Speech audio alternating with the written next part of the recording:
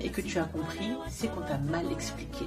Alors Charlotte Dipanda, vous êtes camerounaise, vous avez grandi au Cameroun, vous avez même fait une part de vos études dans une autre région que celle de votre naissance. Grâce à vos tournées, vous avez pu découvrir le Cameroun et ses différentes régions. Alors depuis que vous êtes petite, vous avez connu le même président, Paul Biya. Une partie de la population s'en insurge, n'est pas du tout satisfaite de cela, tandis qu'une autre s'en accommode très bien. Vous, quelle est votre position? Effectivement, j'ai vraiment eu la chance en tant qu'Camerounaise d'aller dans plusieurs régions du Cameroun. C'est un atout parce que les Camerounais à l'intérieur du pays ne voyagent pas beaucoup.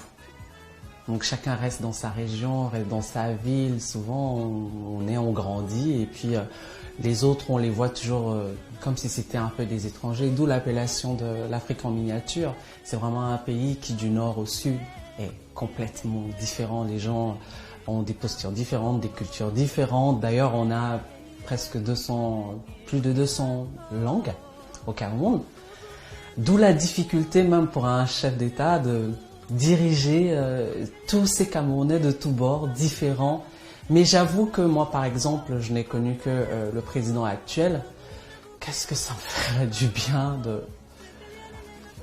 d'avoir une autre proposition, de se dire que c'est une époque qui est inéluctablement révolue aujourd'hui et qu'on a besoin de voir ce que ce pays peut apporter à cette jeunesse-là qui est différente. Parce que c'est une jeunesse qui est ouverte aussi à l'extérieur, qui voit ce qui se passe ailleurs et qui a le devoir, en tout cas l'espère aussi pour son pays. Donc moi je pense que il est temps qu'on nous propose autre chose, il est temps que le Cameroun se développe parce que tant qu'il n'y a pas d'alternance, il n'y a pas véritablement de développement possible. Je pense que l'État actuel est arrivé à bout de ce qu'il pouvait proposer au Cameroun et que humblement il gagnerait à céder la place à une nouvelle gouvernance sans rancune.